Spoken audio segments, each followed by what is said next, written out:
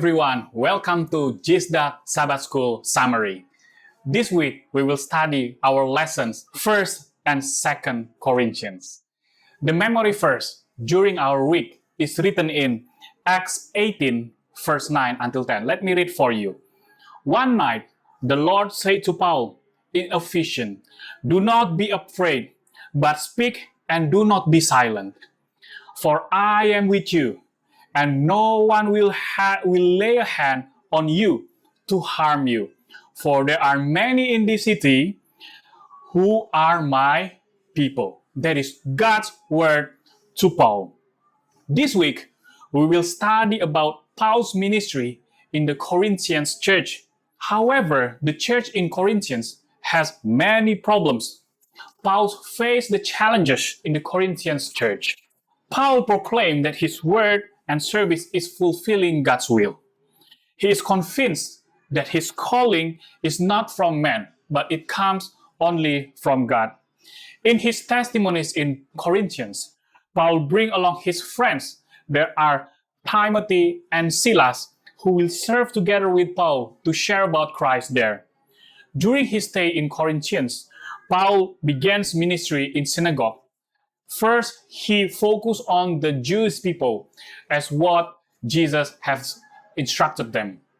And also, Corinthians is a big city. It is a metropolitan city. The city develops through commercial and also due to its strategic locations. However, the city of Corinthians is full of lust and is sinful. Even a research made by the scholars, they shows that there are many who works as a sacred prostitute for worshiping their gods, the gods of Aphrodite. These are the challenges that Paul faced when he is ministering in Corinthians. Other than that, cities and the culture there that are far away from God and they are worshiping pagans, a lot of people in Corinthians are giving challenges to Paul. Many of them are giving hostility and hatred, and they try to oppose and blaspheme him. Those people intended to stain Paul's credibility, Paul's reputations, and to prevent Paul from spreading the word and prevent him from succeeding in his mission work. However, this is not only Paul. This is not only about you, but this is about God's word. And God will ensure that his word will not go back empty. His word will not be void. His word will not be meaningless. It will be meaningful, and his word will bear a fruit. And that's what happens in Corinthians.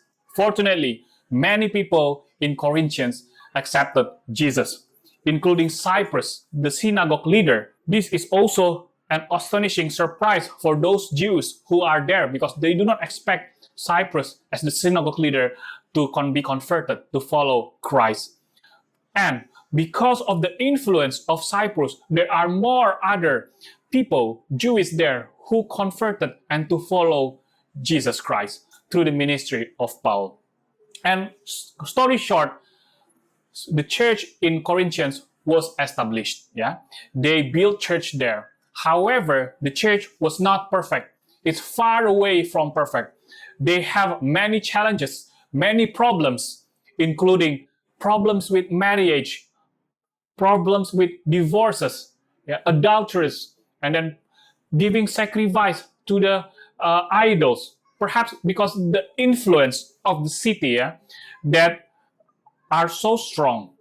That is why we can see in the book of Corinthians, Paul, even though he have already moved to another city to continue his ministry, he still give his attention to the city, to the church in Corinthians. He write them letter to rebuke them, to correct them, and to show that Paul cares about them and love the church in Corinthians so they can come back to follow the word of Christ.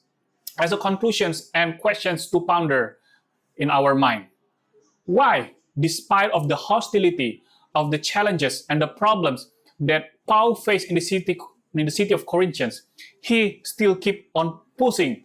He is being perseverance. And the question for us, why do we have to keep pushing when we face difficulties and challenges in our ministry? And the second question to ask is, why did Paul, even though after he moved to another city to continue his ministry, he still show cares by writing letters, by giving corrections and feedback to the city of Corinthians when they were wrong? And to ask, why do we need to continue to give attention to our ministry that we have did in the past? That is the questions for us to discuss in the Sabbath School class. Hopefully, we can see you soon in JISDAC Sabbath School discussions. May God bless you all and have a good day.